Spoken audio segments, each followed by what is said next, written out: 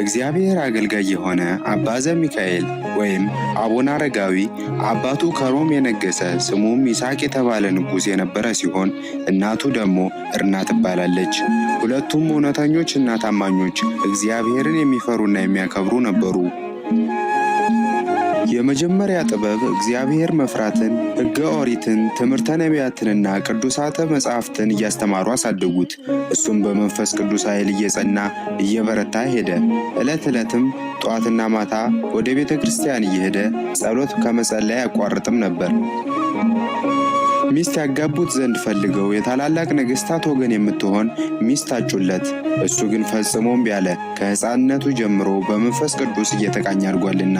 ከብዙ ዘመን በኋላም አባታችን አባ ዘሚካኤል ወይም አቡነ አረጋዊ ከሮም ወደ ጽር ወይም ወደ ግሪክ አገር ታላቁን የመንፈሳዊ ማኅበር ያቋቁም ዘንድ የመሠረተ መነኮሳትን